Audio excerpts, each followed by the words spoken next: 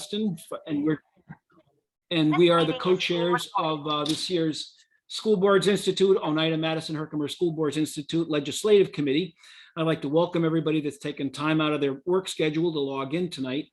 I believe that one of the responsibilities of all school board members is to work with elected officials on behalf of their school districts and the students of their community. And that's what tonight is about. It's about our commitment to do what's best for the students of our communities, a goal we all share. I'd like just to kind of remind everybody that this is about exchange of ideas. All right. Of course, as in the past, everybody needs to be civil, and that hasn't been a problem in the past.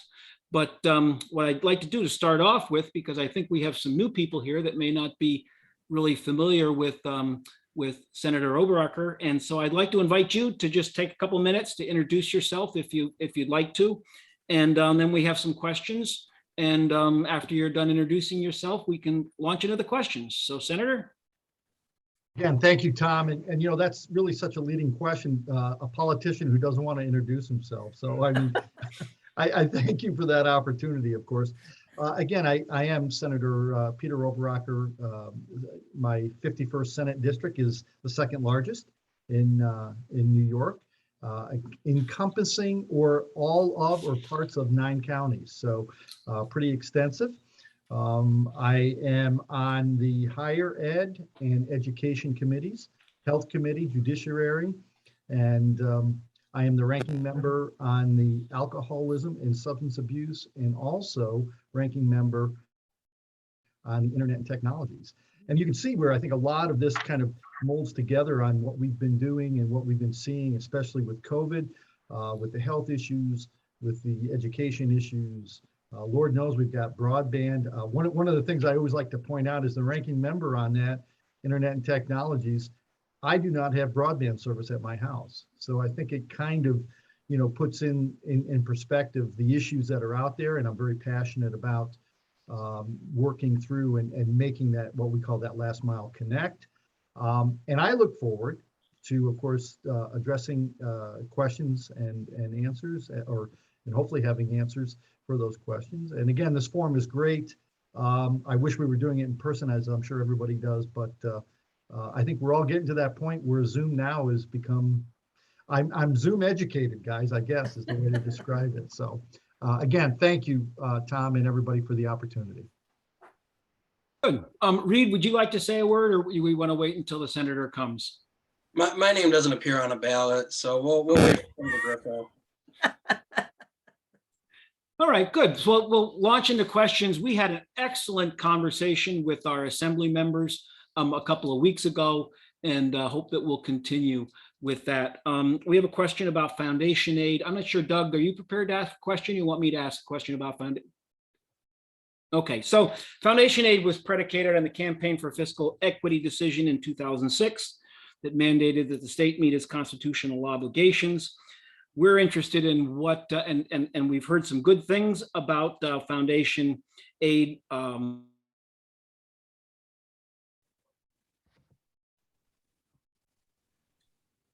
Uh-oh. Yeah, I think you got dropped. All have a quality education. Tom, we missed part of that. Tom? Yes. We missed part of that. You froze in about the middle of that Okay. statement. So for the foundation aid, we're hearing that there's going to be a 3-year roll-in, and wondering what you're hearing about that, and what the inevitability of implementation of foundation aid is. Thanks, Tom. And you know, foundation aid is an interesting part of the whole equation, especially the funding, of course, side of it. You know, there's 1.6 billion in foundation aid in the budget this year, which is, I'll use the word encouraging. As I delved into this, and I even asked Commissioner Rosa about how do you figure it out? I mean, you know, I'm a businessman and I'm not bad in math. There were like 6 to 7 inputs that are factored into, you know, to foundation aid. And as I started to read them, literally, I could not understand how these formulas are put together. And if I'm not understanding it, I'm sure there could be challenges for our superintendents to understand it, our school board members to understand it. I simply asked our commissioner, could we not simplify this? Could we not take this one, just this one item, and maybe go to like 3 sources of input to see if that would be something that would just streamline it. And of course, she said she would look into it, which I was, ever grateful for. The other thing that I found interesting about it is the schools that I've seen in my district that are very, very similar, when I look at the numbers and we're doing the runs, yet the foundation aid is different.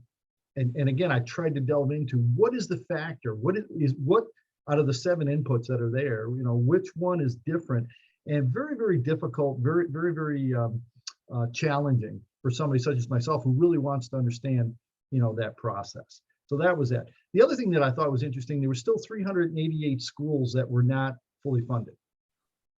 That's a question that and my question to Commissioner Rosa was why? Why? When somebody asks me, I need my budget on time, or I need this, I need to, why are we still having that? And then there was the 50% or 3%, right? The 50%, some are funded, whatever's more, the 50% or the 3%.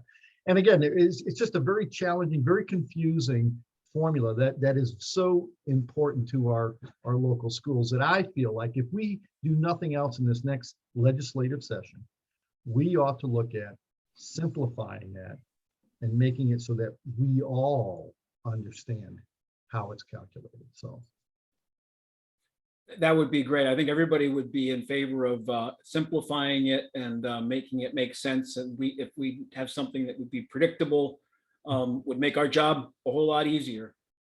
I mean, look, budgets are done on somewhat predictability of where we need to be as far as our revenue streams and our expenses. So absolutely agreed that that'll be something that I'm going to try to really put in the forefront as I move forward here in this legislative session.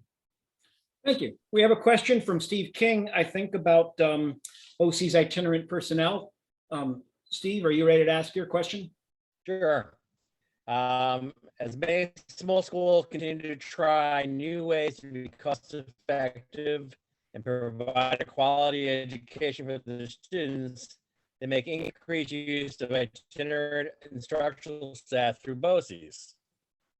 Now, for example, in New York Mills, we employ 8 itinerants at an annual Steve, can you move your $4,318.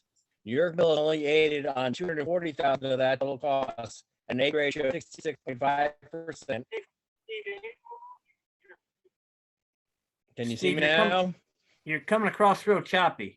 Okay, okay. So if we were aided for the full amount, we would get another 160. Okay, maybe. Is this better or worse? About the same. I feel like an eye exam. Can you hear me better now? Or yes, now I can hear you. Perfect. Oh, we lost. Let's try it again. Okay. So for itinerants, we're trying to find a way to fund them and get a phased-in approach. We're down $162,471 this year, and if we were fully aided. So my question for you is, would you sponsor a bill for a phased-in approach to increase the funding of those itinerant teachers from the current cap of $30,000 to the New York State average for these professionals? Absolutely. And again, I think the 30,000 cap limit. Did you get the end of that, or did I cut out again? No, I think I heard enough of it, Steve, to answer it. The $30,000 cap to me is antiquated as I'm beginning to look at all the other sources and numbers and systems that we are using here. I believe it was, we've had some requests to bring it up more to like you said, 60,000. And I would absolutely be in favor of moving it up that way. And that's a more realistic number in today's economy and economy to scale. Yeah, 1991, Senator, was when they established that 30,000. So things have changed. And I'll tell you, and I know this comes as a shock to you, James, but I've changed since 1991 too. So, you know, we need to change. We need to change that as well. Thank you. Yeah. That would be a great help for lots of our, especially some of the smaller schools where we're having more and more difficulty getting physics teachers, chemistry teachers, math teachers, and to be able to go through the BOCES and to share those people for those single courses would help out, especially a lot of the smaller school districts in the area. Absolutely.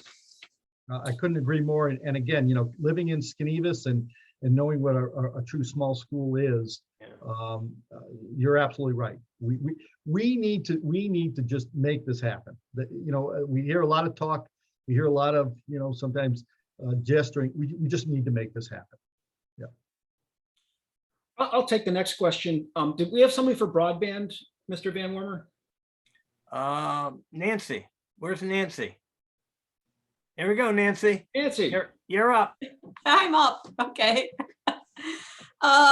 This is Nancy from Richfield Springs, Senator. Taking Tom Shipsky's place tonight. Because he has another meeting at a BOCES meeting. So regarding the broadband, we all know through this pandemic how important the internet connection is with all of the virtual learning, yet there's so many of these rural areas where we don't have broadband, we don't have, or it's not reliable. The other issue is also, once we get it, affordability. And I guess we'd like any updates or ideas of what's happening on this to make this more broadband available. Nancy, thank you. And that is an absolute huge question in the 51st district, being as rural as it is. As I said before, being the ranking member on internet and technologies, I don't have it at my house. I've actually tried to go through the process of getting it to my house, and I think I was quoted for about 1.25 mile line, about $88,000 to bring it up. And I'm well compensated for my position as senator, but that's a little bit out of my price range as well.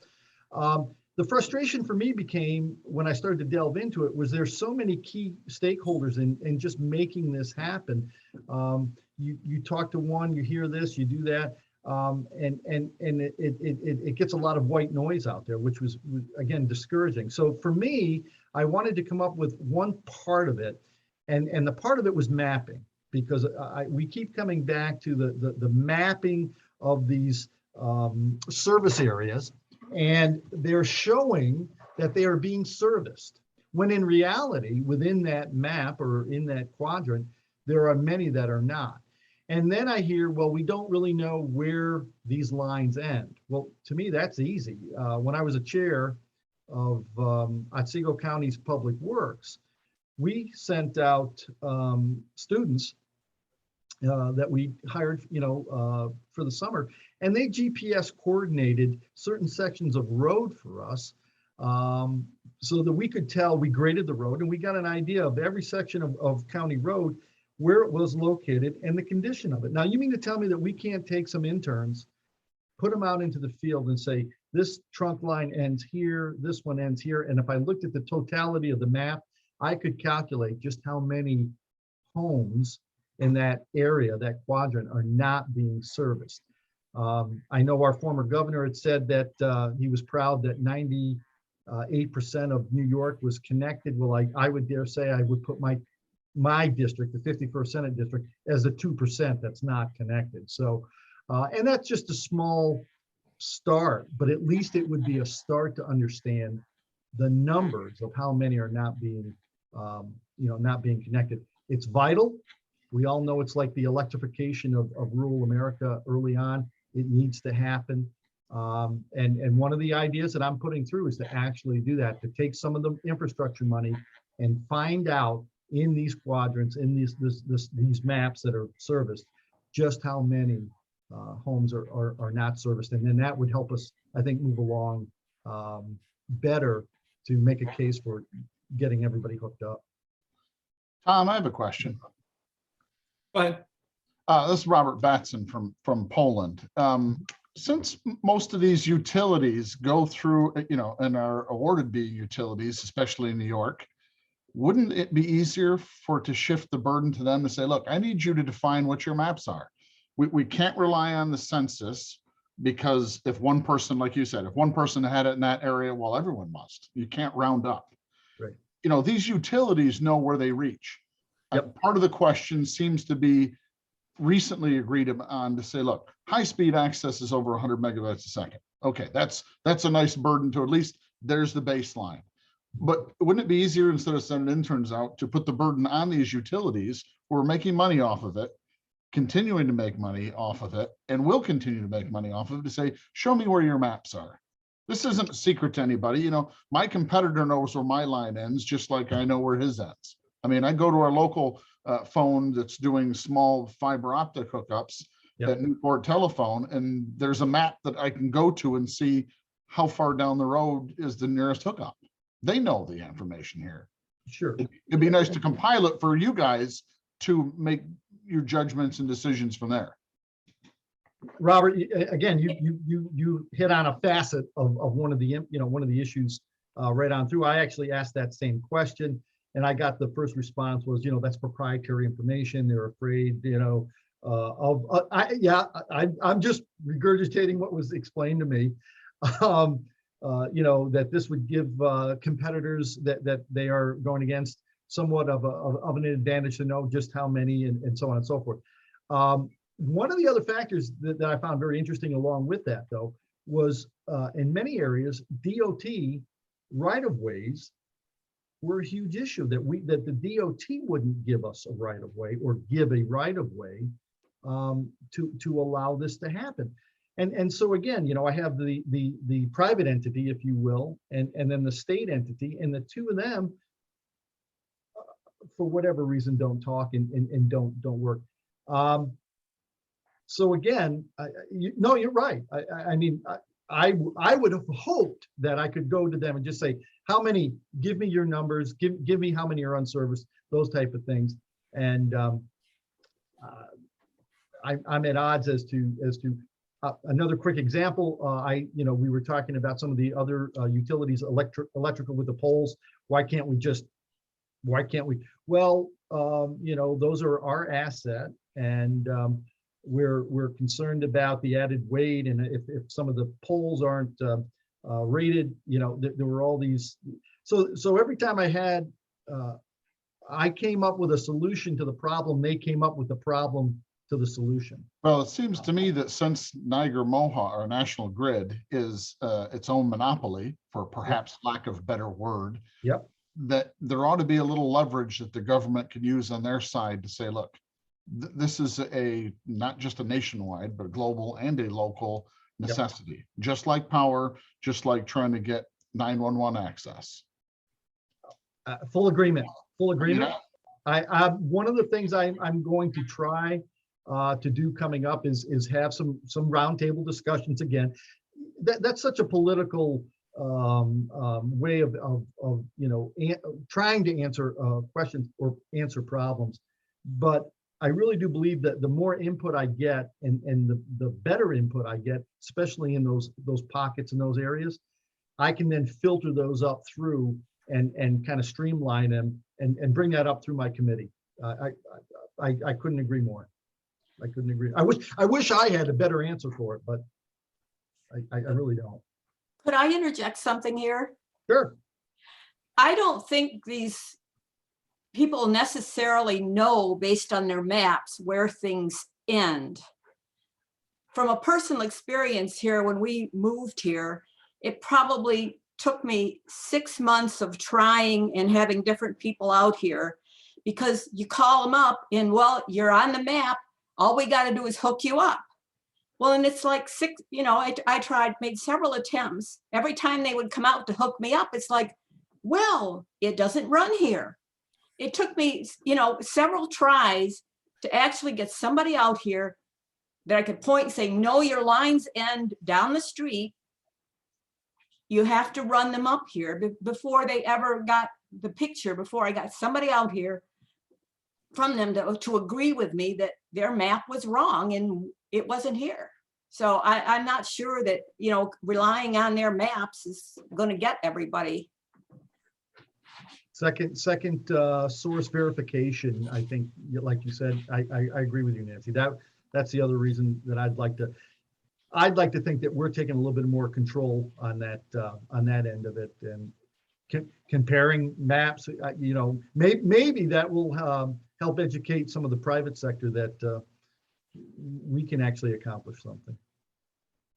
And if I can ask a follow-up question, Senator, definitions are important. And since you're on the committee, from what we're hearing is that there's two different definitions that are being floated around, while there's wide support to solve this broadband problem, particularly when you get down towards the city, broadband access is seen as an economic issue rather than, as you stated, what it's more often up here is simply we can't get it. It doesn't matter how much, unless you're willing to pay $88,000, you just can't get it. So, I mean,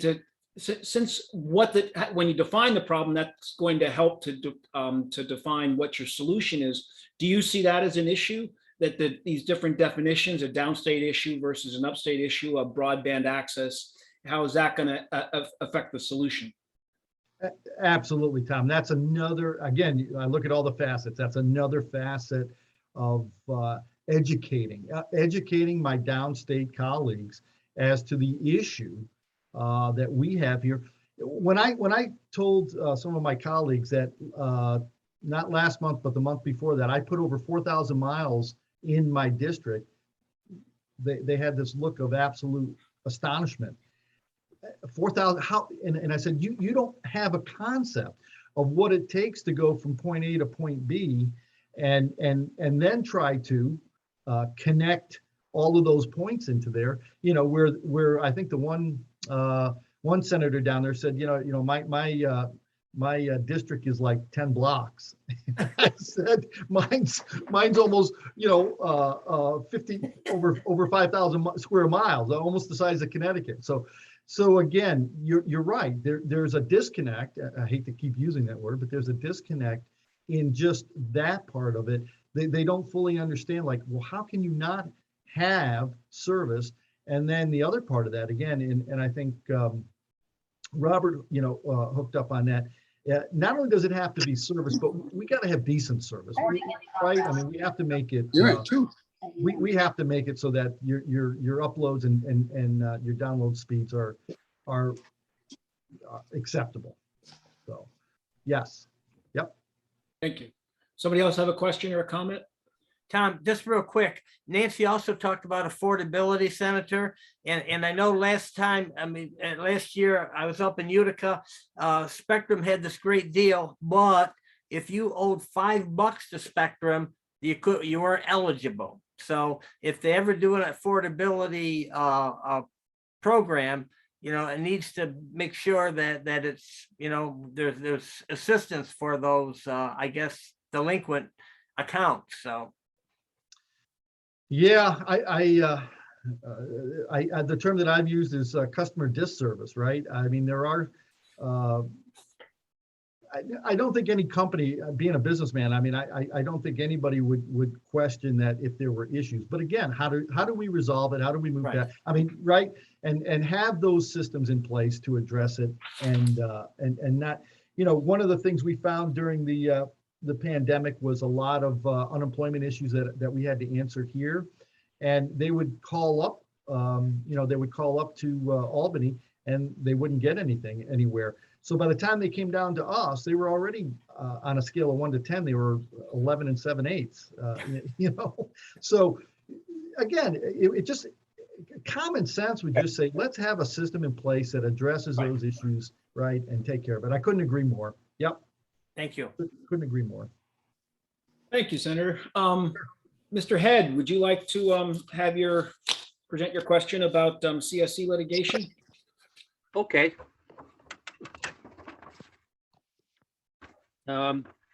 In 2005, the Supreme Court ruled that the burden of proof, wait a minute. Yeah, the burden of proof stands with the party that's seeking relief. Okay, in 2007, New York State became one of 5 states that shifted the burden of proof to the school districts, who were the defendants. Took it away from the the group seeking relief. This led to unscrupulous attorneys to file multiple claims that the defendants were not necessary and appropriate services, that the students were not getting the necessary and appropriate services. One district in central New York had a due process complaint. The result in the district having to provide over 10,000 pages of documentation. 40% of all claims filed in the United States are filed in New York State. This takes money away from students. It also doesn't force them, but it encourages a lot of school districts to over provide. So they're providing services that the student doesn't really need for fear that they're going to end up in some kind of litigation. Most of these cases are settled out of court because the districts, you know, how much can they keep on paying out in attorney's fees and searching for these documents? And I think that's what the unscrupulous attorneys are seeking. They just want to get that paycheck. So would you sponsor or support a bill that would shift that burden of proof back to the party seeking relief and away from the school districts? And this will not cost the state a penny. In a heartbeat. In a heartbeat. And I actually, Mike, what I would like on this issue, because I am on the Judiciary Committee as well, I would like to have off of this meeting, reach out to me, and I'd like to sit down and see if we can't work on some of the language that would be pertinent to that. And I would be more than happy to bring something like that up through and seeing if we couldn't get that. We actually, Jim, correct me if I'm wrong, don't we have a group that's already putting together? We do, Senator, and Superintendent Belair from Whitesboro is spearheading that group, and we have a rough draft that we hopefully will finalize and we will get to you. Okay. Perfect. Yeah, and it's well done. Superintendent Belair and the Whitesboro team and Morrisville, they've really done a nice job putting that information together for you. Okay. Yes, Jim, if that's done like that, I'm sure that it will be done correctly. So absolutely. So the question is, yeah, the answer is absolutely. I would be more than happy to bring that forward. Great. Thank you, Senator. Sure.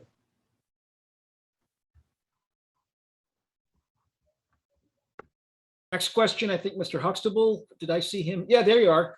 Mr. Huxtable, you have a question about regional high schools?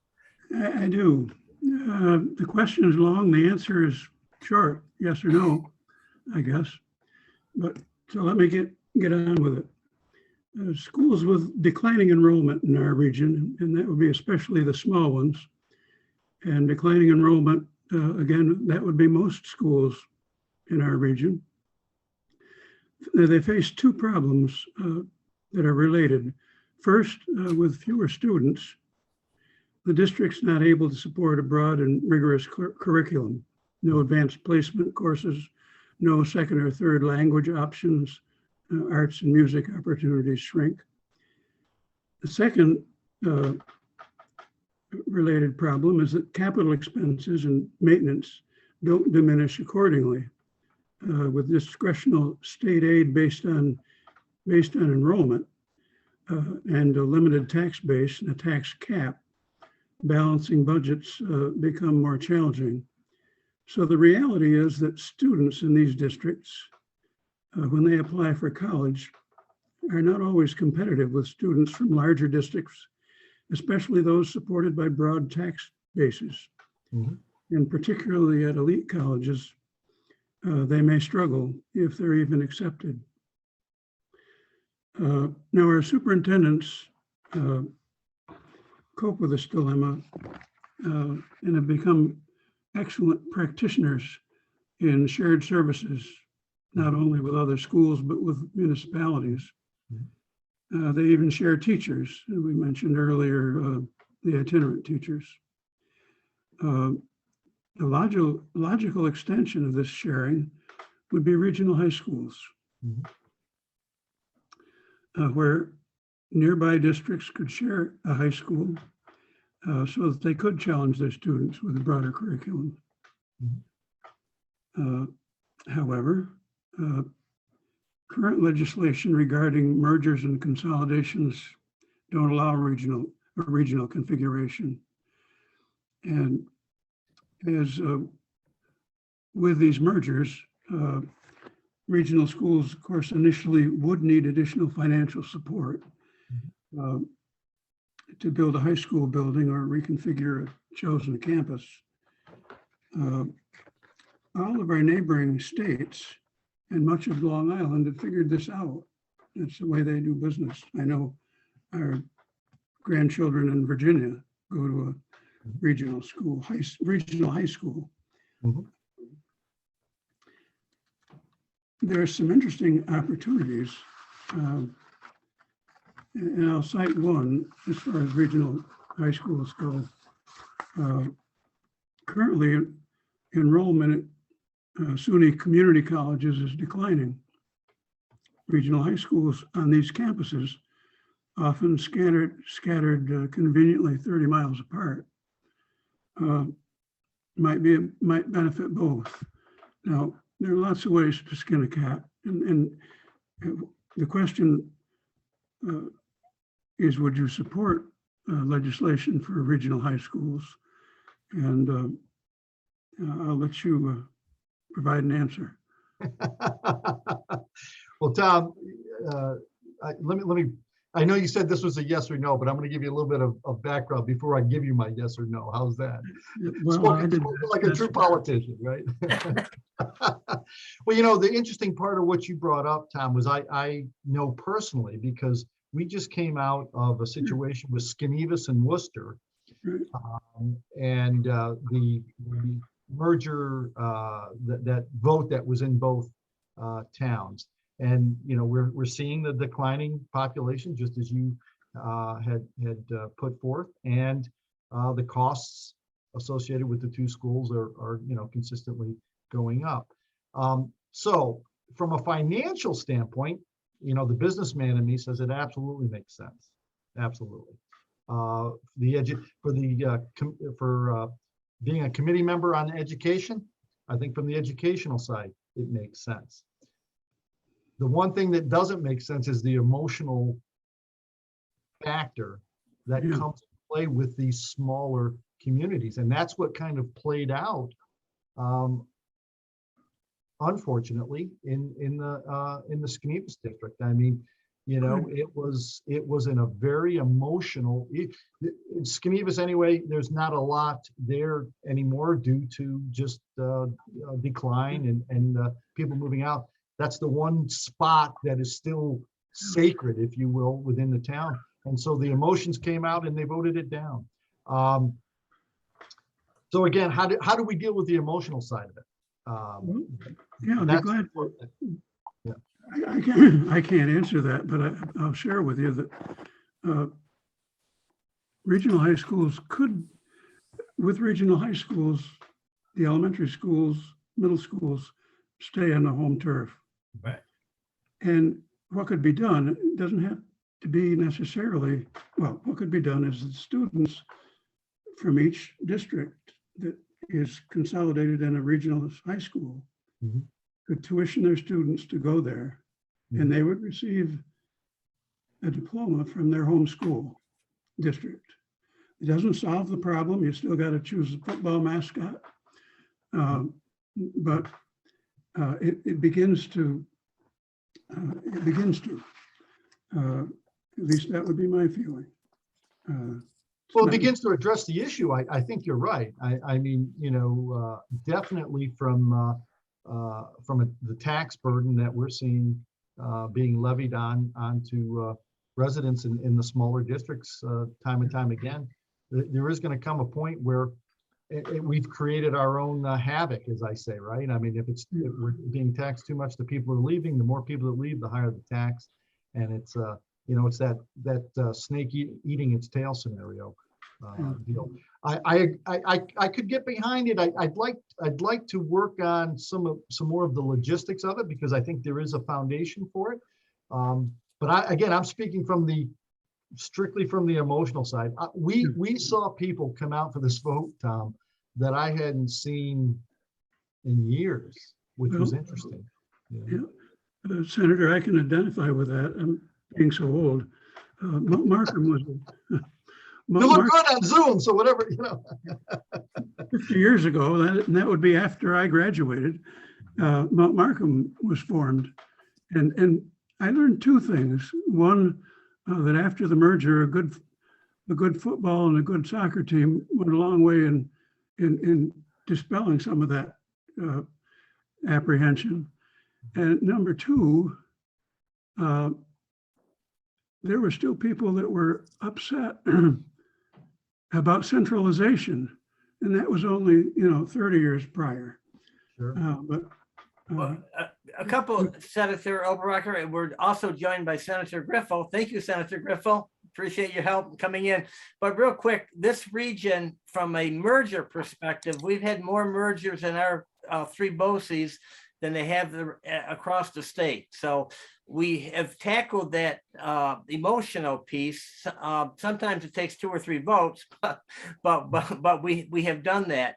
But this process that they're looking at from a regional high school perspective, again, would leave them elementary, middle school in the community. It would still allow for athletics, on their own. But again, it's not a merger per se. So again, logistics certainly need to be addressed, but we're just wondering if you would support this. And Senator Griffo, I think you've heard this question enough, so you could probably help us out on this. I'd be happy to. First of all, let me apologize for the delay. There's just a lot going on in my life right now. Yeah. And I knew that you were going to be in great hands with Senator Overrocker because he has been an extraordinary partner. I mean, I know he's in his freshman term, but I'll tell you, we are so fortunate to have his leadership, his insight. He has been remarkable to work with, and I knew that you were in good hands. I never thought I'd say I miss being in person with Jim Van Warmer, but I am. So even though you all look great. So I'm hopeful that if we're all in a situation that we can be together soon in a room where we can talk face to face. These have been unimaginable times. And I do want to first express my gratitude to all of you because you do this unselfishly. You do it because you care about your community and the students that are going to the schools and the administrators and educators who are there. So I appreciate your work. These were not easy times. I'm hopeful that we are getting to a place where we need to be to see some sense of normalcy. But I'm just not sure. But I just want to say thank you to all of you. On the question of regional high schools, I support it.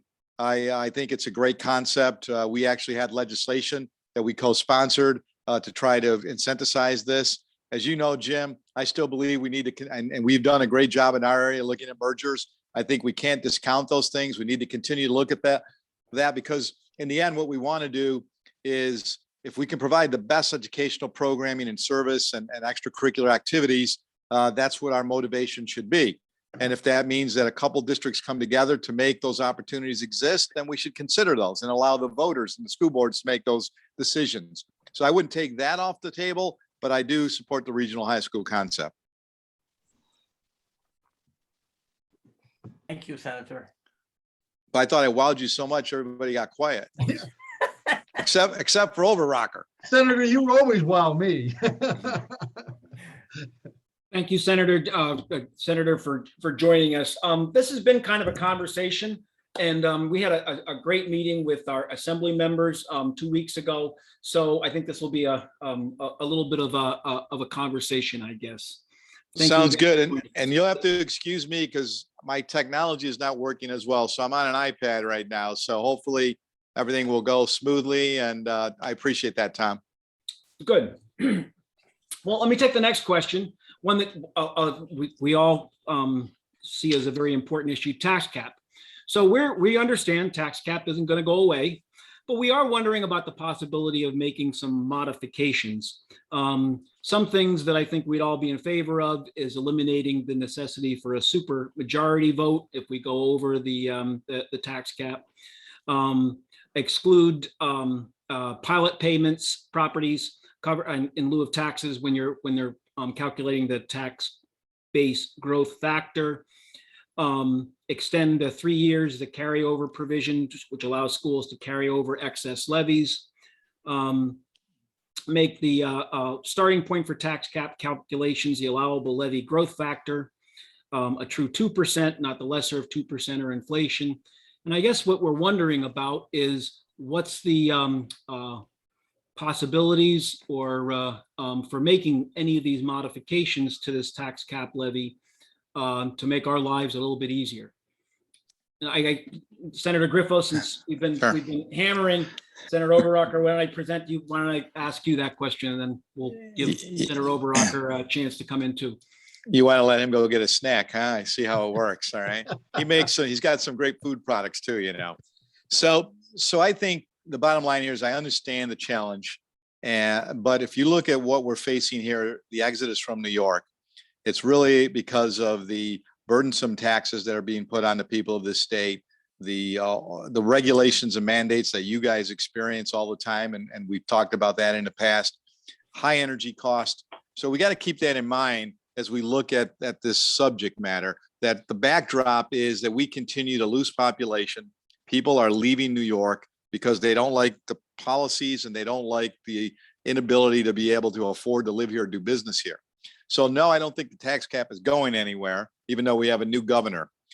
I'm concerned that if we dilute the tax cap, then it just becomes more symbolic that we put something on, but we found a lot of exemptions to it. That was the resistance from the former governor, and I understood that and actually support the fact that we cannot dilute this. However, I think you make some good points that could be considered. For instance, can we look at a true two and make that something that can be implemented? I would not agree with leaving, ending the supermajority vote. I don't believe it should be a simple majority. I believe it has to be a supermajority. However, I would give that power to the school boards as opposed to the voters, because that would be consistent to what we're doing with towns and counties or cities right now. So we could be consistent saying your board would be able to make that decision as opposed to, and I had that argument with Cuomo a number of times face to face. And so, I mean, things of that. And then when you talked about some of the technical aspects, Tom, I can't remember what you said now about the percentage. We could look at things like that, but I would not support any significant changes that would dilute this thing so it becomes more symbolism than really accomplishing what it was intended. And STAR is a perfect illustration of that. STAR started off to try to help relieve taxes, and in the end, what it did is kind of cover the rate of increase that people were, they didn't see the increases continued. The public just didn't feel it. And we can't sustain that or continue that, in my opinion. I don't know how you follow up. I don't know how you follow up on such an intellectual answer, but I will do my best. And in all honesty, too, I think it can be dual. I think that's a great. Uh-oh. No, we lost him. I think that was the Senate Majority Leader just got rid of him. See, they're trying to redistrict them already. So it's like, Well, Senator Griffo, I guess I know, I don't think this is very controversial. When the tax cap was presented, it was presented as we're going to do a tax cap and we're going to provide mandate relief. The other part of that shoe has never been presented. Totally agree, Tom. In fact, I have a simple answer to that. And remember, I kept telling you guys, when you put your agenda together, if you can support this concept, I think it would go a long way. And as I told you before, even on regulatory reform and relief, we can do this stuff. On mandates that affect you, I would put an immediate moratorium on all mandates. I would then review mandates with some of you at the table, telling us, because I learned from Commissioner Steiner that every mandate has a constituency. So, when I first started this, I thought, well, we can just get rid of these things, but there are constituencies. So I would formulate a commission with you all involved, as well as educators, and determine what mandates can we truly eliminate that will save and help you all Some of them are simple reporting things. So we would be able to eliminate mandates, and then any future mandates would have to be commensurate with funding. So that would make people start thinking before they impose any mandate on school districts or local governments. So my point is a moratorium, review and eliminate where possible, and then any new mandates come with appropriate funding. So I totally agree with you. I support that. We passed that in the Senate one time. We just can't get the consensus. And I think you need to hold all the elected representatives that come before you saying, will you support such a concept? It's a simple thing. Thank you. Any follow-up questions? Anybody would like to follow up with anything? Well, Senator Griff, I would say though, you are correct. When Starr came in, okay, many districts just covered that increase. And people said, oh, geez, you know, the taxes aren't going up. However, it was based on that. Unfortunately, your upstate, for the most part, dealt with Starr the way we were supposed to. Downstate didn't. Right. And I mean, that led to that huge discrepancy. Right. And then people started taking advantage of it, trying to put Starr on 2 properties. I mean, it just, again, that's human nature. It's unfortunate. But I do believe that if we don't, and you have a unique challenge, you have an important mission. And my concern is that you're going to have a tougher time moving forward, because if we don't accept and acknowledge, and you heard the governor say this in her State of the State message, that the alarm bells are ringing. Well, it's not enough to hear them. We've got to act about and understand why they're ringing. The exodus from New York. And it's because of the taxations, the mandates, the regulations, the cost of energy. And we can do something about that. But I don't believe the mindset there presently will move us in that direction. Even though there's an election this year and you'll see some things that'll make people happy. That roller coaster budgeting, many of you know this, and I, as a former mayor and county executive, I never wanted to see that. I would rather have stability. I don't want up and down, like it's an election year. Oh, your taxes are down. Oh, it's not an election year. Taxes are up a little bit. So we need to adapt that type of a policy moving forward when you're flush with cash, which the state is right now. And that's why we're watching with you that the governor does not try to supplant, but to supplement your funds. We got to watch these guys because they want to take some of that federal money and not give you the state money. Say, well, they're hold harmless, or we actually increased them, but they didn't. So we're going to watch that. I think on your end, you're okay because we last year they did it. So now we called them out on it. But in other areas, they're still trying to do that. Instead of supplementing, they're supplanting. And that's in transportation. That's happening. It's happening in a couple of other areas that we're seeing, like the federal highway bill. We're seeing ways that they're actually not augmenting projects. They're just substituting. That's BS. So at a time when we have the resources to commit to you, we should make that commitment, but we should sustain that too. Thank you. Senator Overrocker's back. We got him. I told him they redistricted you out already. Senator, I don't know what you did when you talked about technology, but my computer just went down. So I'm on my phone now, so I'll do the best I can. Sorry for the inconvenience. You look great, Senator. Oh, goodness. Tom, I had a question about the mandates. Go ahead. Question I had was, you know, it's nice when we say that the mandates ought to be coupled with funding. However, I've been around a little while, long enough to see when a federal money comes trickling through that they tied mandates right to it.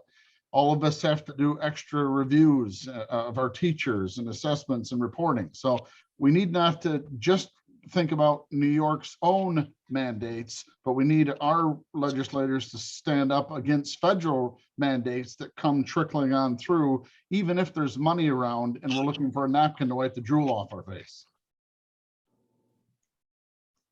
Yeah, I mean, that's an excellent point because there were strings to all this federal funding, right? Absolutely. When they, No Child Left Behind, right? Race to the Top. In fact, I didn't support it when they did that for that reason. Conceptually, it may sound good. It's the structure of it, the construct of it. And you're right, totally right. I agree with you. We'll do our best to lend our voices, but we've got to be concerned because when people see money, there's that interest to say, well, let's take the money and we'll figure it out. Well, when you're figuring out, that could be the problem because it actually may cost you more and be more burdensome. And one of the things I found is, as a former town supervisor, when these things would come up, it's almost like they make these artificial roadblocks so that you have to jump through these hoops, and you have to do it numerous times. You have to do all these things just to get that initial source of funding. And if it's there, and to use it, great, but I don't need 30 more things to either advocate or to document or to put down, so that I show you that I'm willing to go through these hoops to get this money. Couldn't agree more. As a businessman, I absolutely cringe every time I hear that word mandate. Anyone else have any questions for the senators on tax caps before we move along? Well, I'd like to follow up, Senator Griffa. You mentioned about how the public doesn't like, understandably, changes in tax rates. Something that would be useful, I think, is right now schools are mandated to have an unrestricted fund balance of 4%, and that's less than townships, than any other entity. Any possibility of increasing that, and what would be a reasonable? We'd like to see at least 8%, something more than that.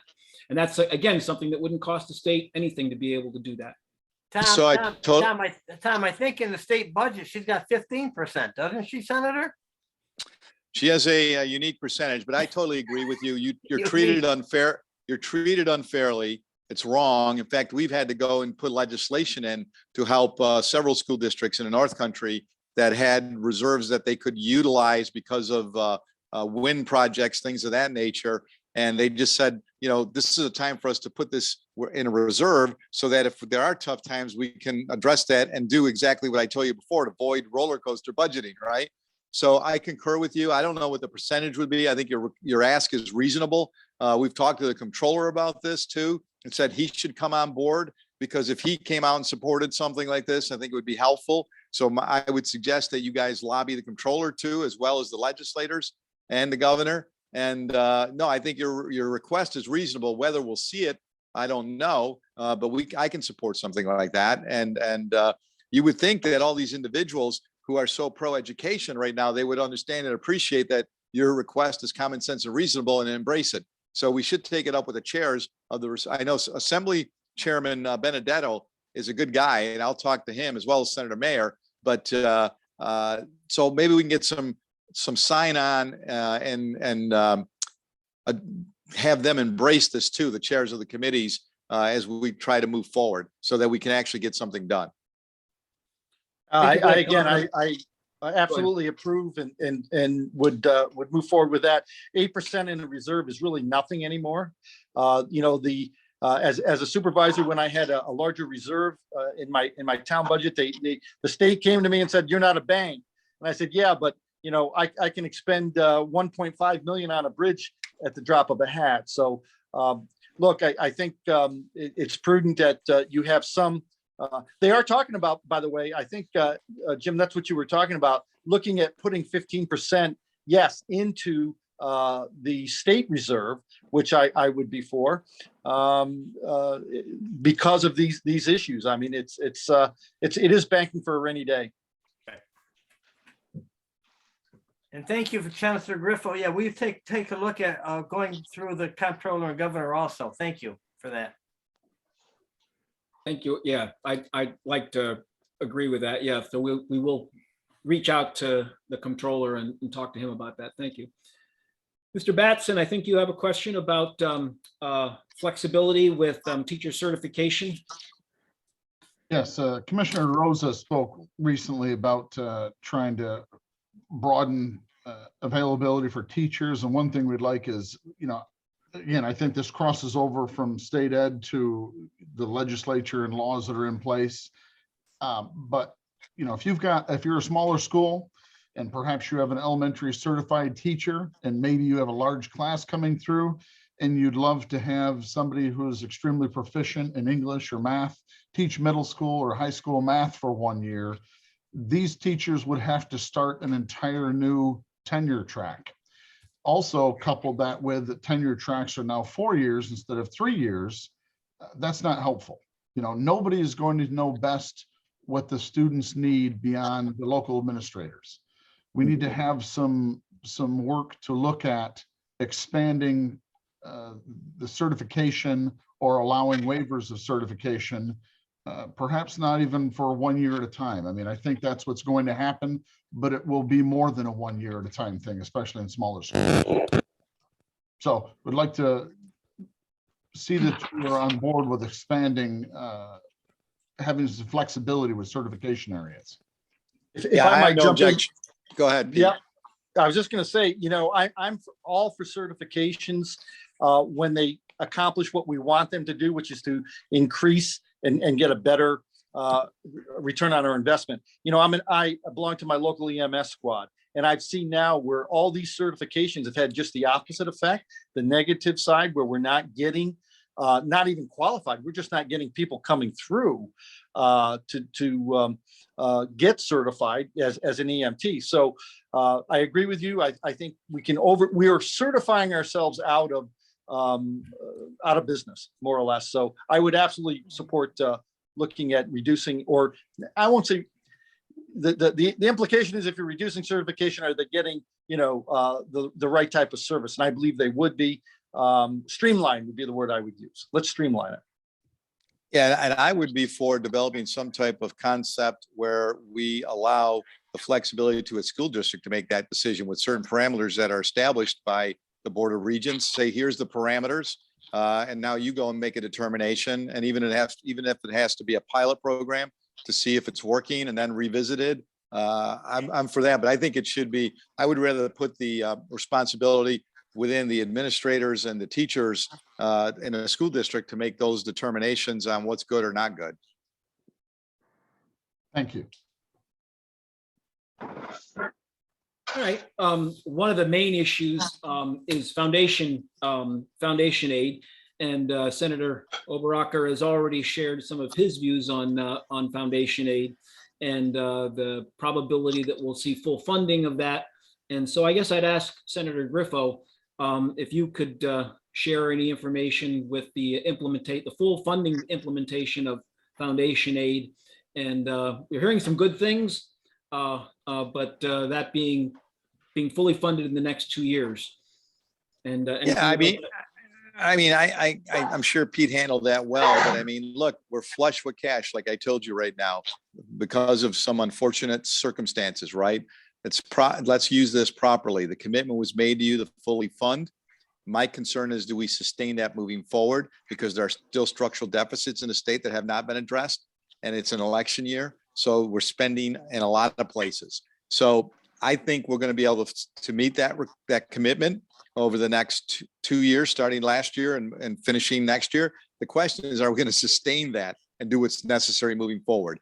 So I think short term, you're going to be okay. Long term, we need to continue to be aggressive and monitor and advocate.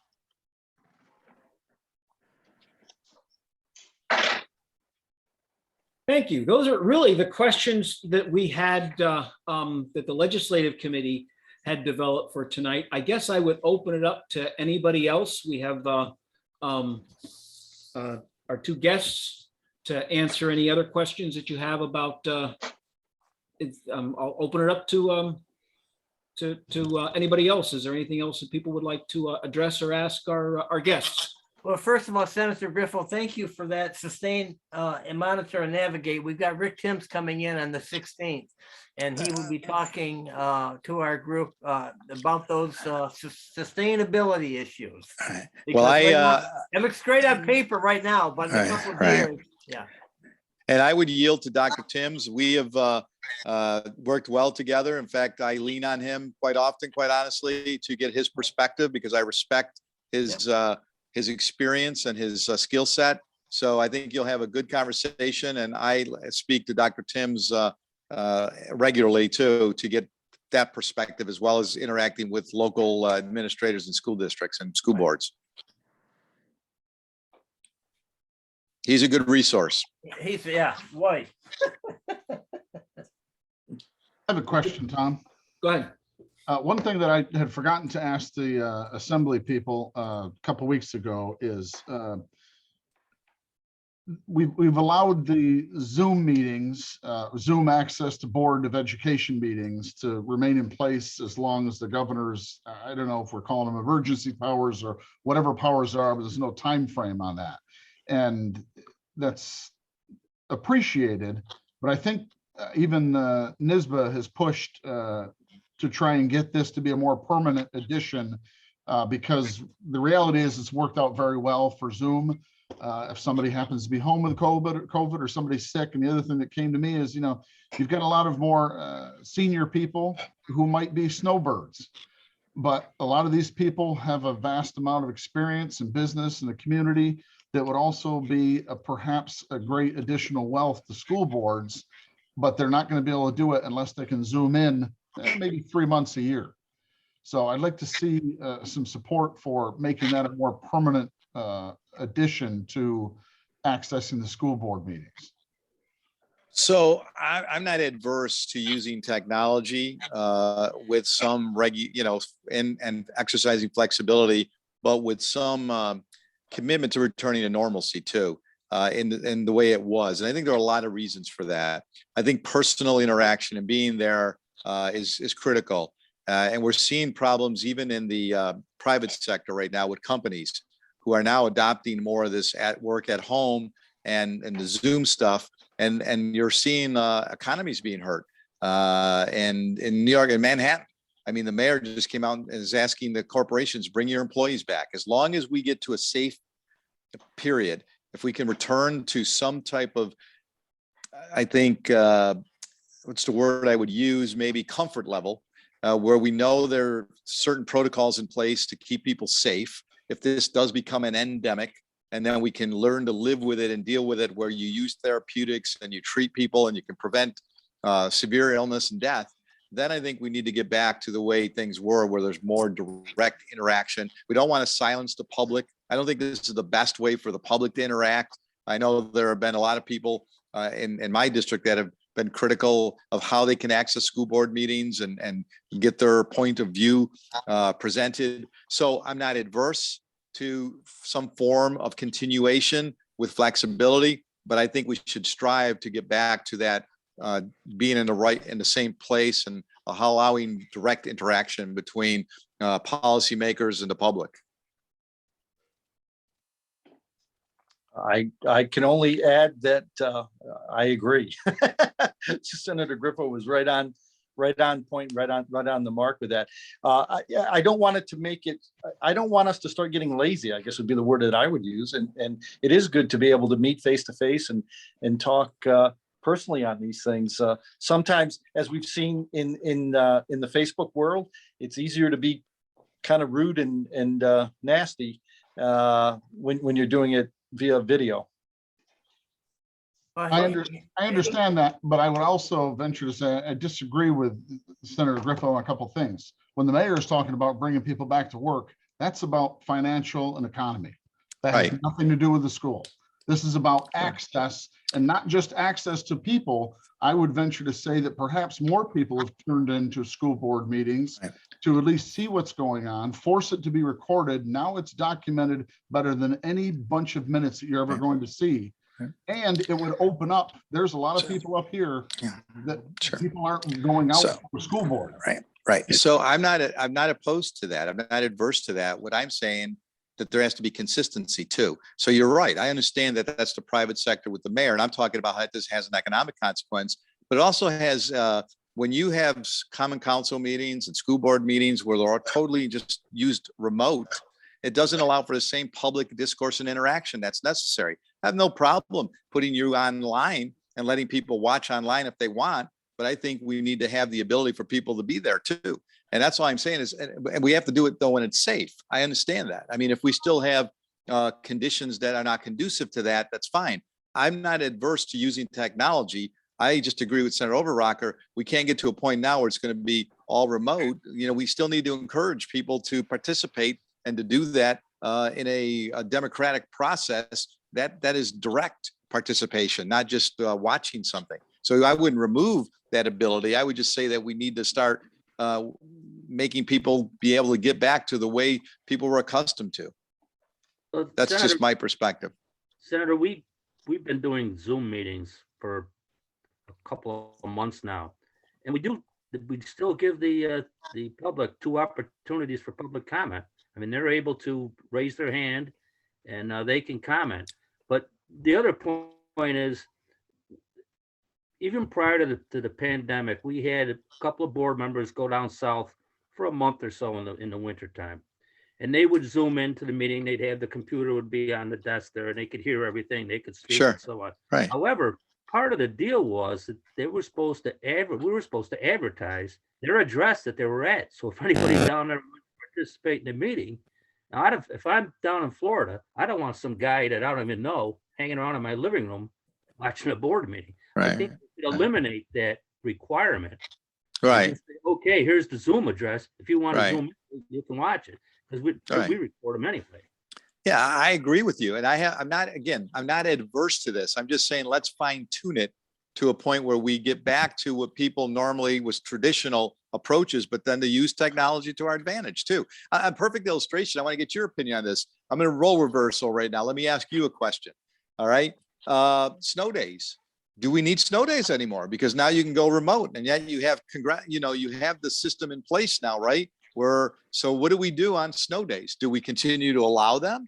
Or do we now say we're going to do away with snow days and use Zoom? That will be a remote classroom on that day, even though you may not report to school because there's dangerous road conditions. So how do we look at all this and make determinations as to what we use and when we use it? Hey, Martha, could you weigh in on that or no? It doesn't snow in VBS. Come on. No, we don't. BBS doesn't have snow days. My husband's on the same, he's listening on his phone and participating on his phone while I'm here on my laptop. So in terms of this, and what I'm curious about, Senator, is it a rhetorical question or are you curious? No, I'm with curious, regard to snow Martha. I'm days? curious as to how, now that you Whoops. did something different, Wait a second right? here. And can you hear me? Can you hear me? This sounds like a commercial for AT&T. I'm sorry, say that again. I said, it's more a question of curiosity because now that we had to endure these different approaches, which you guys did so well considering the circumstances, will you utilize any of those things to change the dynamic moving forward? So for instance, on snow days, do you still exercise snow days? Or you say this will be a remote learning day? You won't come to school because the roads are unsafe, but the kids still have to go in because I know one of your other things was the 180-day question. And what do we do in 180 days? Should we start earlier or do we do this? But you may have those options. And I know many superintendents exercise a 2-hour delay, and that's not held against your requirement. So these are good questions back and forth. I'm curious to hear your perspective because you all deal with this. Sure. So, and it's a good question, and I appreciate it. I think that in terms of the snow days and the response altogether, it's in part there are moving parts to it, and so if we're looking at the 180 days, it's important for us to have school for 180 days. And so when we establish the calendar, that calendar includes emergency closing days. So it's not simply a matter of going remote as opposed to having the snow day or closing school altogether. When we think about it from the community perspective, there are also other factors that we need to consider, and that is the age of the child, for example. So if a student, a young child is learning remotely, they may need more assistance from home than an older child would need. And so that puts another burden on the family in terms of being present with that child while he or she is learning. Sure. So there certainly are some things that we've done. So in VBS, for example, what we did this year with our half days, not knowing how COVID would play out in this year, is we did want our students to be able to maintain their facility with remote learning. So when we have a half day, our students are remote for the half day. And that has given them the opportunity to continue to use that skill set. It's also been, for some of our families, easier for them to manage that half day because students aren't having to come home in the middle of the day and they have to find childcare in the middle of the day and that sort of thing. So I think it's important for us as we look at how education is evolving and how we deliver education, that we look at it in a greater context and involve our communities in those conversations. So while I think it's important for us to have the opportunity to explore that and to be able to look at the flexibility, it's not necessarily prudent for us to make a decision, a concrete decision right now without assembling some folks together to explore how those changes would impact our communities at large. Sure. Oh, thank you. Mhm. Hey, Just Senator, here's a real quick quick, Here's a quick if I could, question. just on that issue. Go ahead. When it comes to executive session, that was my biggest concern. If I have some of my board members remote and we go into an executive session to discuss certain things, it's really difficult to confirm that you have in essence purged. I mean, you can't tell who's sitting over here listening to what we're talking about right now. So, it's good, I think, from a public standpoint at times, but I do too have some concerns that would need to be worked out, and that's one of them. Real quick, a question that wasn't raised with charter schools.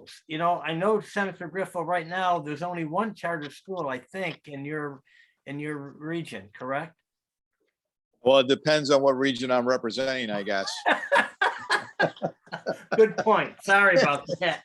Anyway, So- we know charter schools, they have a leg Look, up. Yeah, look, we've always talked about this, Jim. I mean, I think it's an issue that really needs to be addressed. I mean, they've got to find a definitive direct funding source for them outside of taking it from Thank all you. of you. There's just, it's so Yeah. complicated, but yet there's a necessity to address it that way. And I thought you would see it with the new mindset that supposedly exists there, but apparently it didn't work, right? Because everybody used to accuse the former majorities of not moving anything, but now you see that it's the same way. And so look, it's an issue that people are reluctant sometimes to address, but I think it deserves our attention and to address, as you indicated. And there's an opportunity to see if there's a better way to do this. Exactly, because I mean, most districts are a heartbeat away from, having something come in, and they're going to be in real trouble with the current funding stream. Thank you. How about Senator Oberrocker? I hate to say I defer, but Senator Griffo, absolutely right on the mark. I need to immerse myself so much further into that issue to really come out and Okay. say definitively, what would be the best answer. I agree with that. But thank you, Senator Griffo, for keeping up the fight. Thank you. I'd open up the floor. I'd like to open up the floor again, one last time, to anybody else that has any questions for our guests, any statements, anything they'd like to say. We still have a little bit of time. Don't say statements because Overrocker will start making a speech. Yeah, we used to have those little bells that we could ring and tell you time was up. We didn't bring the bell this time.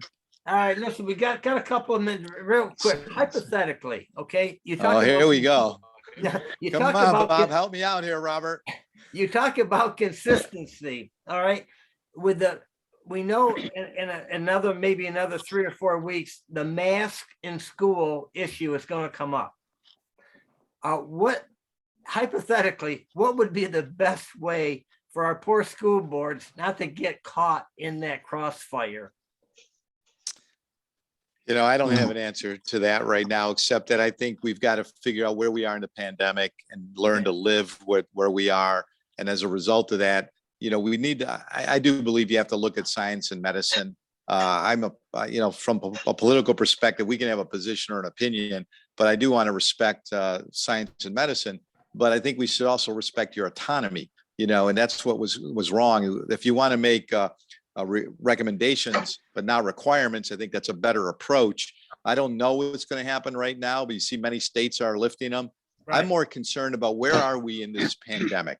What is this going to mean for all of us moving forward? And we talked about a lot of these subjects tonight: technology, access, funding. I mean, there's just so many things that post-pandemic, we have an opportunity now to reimagine things and hopefully to do things better. But where are we in this public health challenge? I don't know. I'm hoping it's over, but I know it's not. And but I think in the end, my non-clinical assessment is if we get to that endemic stage and we learn to live with this like we've done with other things like the flu and things of that nature, as long as people's lives are being saved, and people are receiving the right treatments and therapeutics that are necessary, that's what I hope we should do. And whatever's necessary to get us there. I know this has been really rough on everybody, and we've had the inconsistent, we talk about consistency. It's the inconsistencies that have been the problem. When you have the governor sitting there with masked children, but she doesn't have a mask on, that's a problem. It's sending the wrong message. So we believe that right now it's time to try to transition back to normalcy, but to make sure we're protecting people and observing safety protocols. So I don't want to get into any hypotheticals, Jim, but all I can say is there was no pandemic when Howard Mettleman was around. Well said, Senator. It was afraid of Howard. Exactly. As were all of us. Yes. Oh, well, thank you. I don't know if Patty's on the Senator line there. Overrocker, But... anything on that or no? Jim, what I would say is, all politics is local. And I think when we start to take away that from the equation, that just intensifies anything that comes from a top-down approach, which is what this has been about. So again, I would rather see us put it back into that into the local mainstream. Let them kind of decide and feel like they've got a way of navigating through a very difficult situation. I think that's a lot of where the frustrations, and I'll equate it to when my kids were teenagers. When I told them they couldn't do something, it was all the more the reason they wanted to do it. So. That's kind of like what's happening with him at the Senate right now, too. Well put, Senator. Well put. No, thank you, Senator. Tom? Anyone else have anything?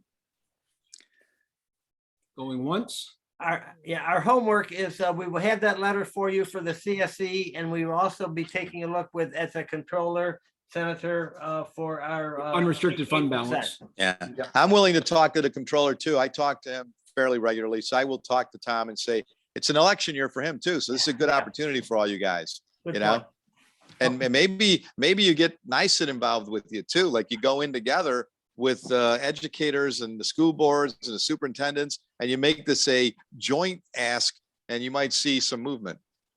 That's Thank extremely optimistic. Good for you. Well, everybody.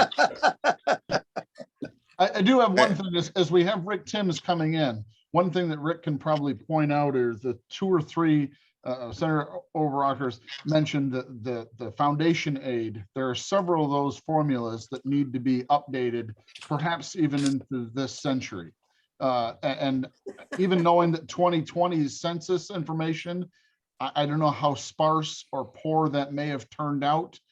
We may have a little bit more, but there are several of those elements that need to be updated along the way.